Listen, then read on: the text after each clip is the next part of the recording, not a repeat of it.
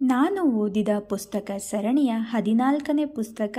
ಈ ಬಾರಿ ನಾನೊಂದು ಧಾರ್ಮಿಕ ಪುಸ್ತಕವನ್ನು ಕೈಗೆತ್ಕೊಂಡಿದ್ದೀನಿ. ಅದೇ ಕಲಿಯುಗ ಕಲ್ಪತರು ಶ್ರೀ ರಾಘವೇಂದ್ರ ಸ್ವಾಮಿ ದಿವ್ಯ ಚರಿತ್ರೆ ಗುರು ರಾಘವೇಂದ್ರ ವೈಭವ.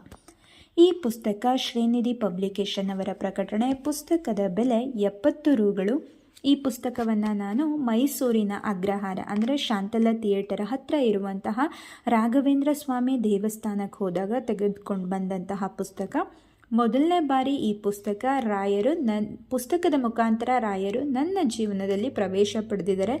ಯಾರಾದರೂ ಮೊದಲನೇ ಬಾರಿಗೆ ರಾಯರ ಬಗ್ಗೆ ತಿಳ್ಕೋಬೇಕು ಅಂತ ಇರೋರಿಗೆ ಈ ಪುಸ್ತಕ ಹೇಳಿ ಮಾಡಿಸಿದಂತಹ ಪುಸ್ತಕ.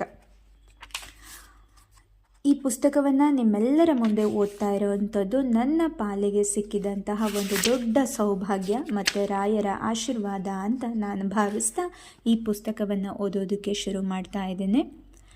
ಶ್ರೀ ರಾಘವೇಂದ್ರ ಗುರುಗಳ ಬೃಂದಾವನವು ಆಂಧ್ರ ಪ್ರದೇಶದಲ್ಲಿನ ಮಂತ್ರಾಲಯವೆಂಬ ಪುಣ್ಯಕ್ಷೇತ್ರದಲ್ಲಿದೆ.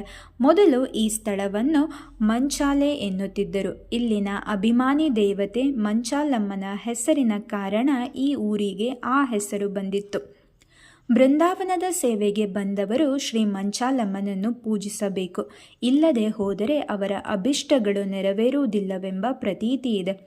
ಶ್ರೀ ರಾಘವೇಂದ್ರರು ಎಲ್ಲರಲ್ಲೂ ಜ್ಞಾನ, ಭಕ್ತಿ, ವೈರಾಗ್ಯಗಳನ್ನು ಬೋಧನೆ ಮಾಡಿ ತಮ್ಮ ಅವತಾರ ಕಾರ್ಯ ಮುಗಿದ ಮೇಲೆ ಮಂಚಾಲೆ ಗ್ರಾಮದ ತುಂಗಭದ್ರಾ ತೀರದಲ್ಲಿ ಬೃಂದಾವನಸ್ಥರಾದರು.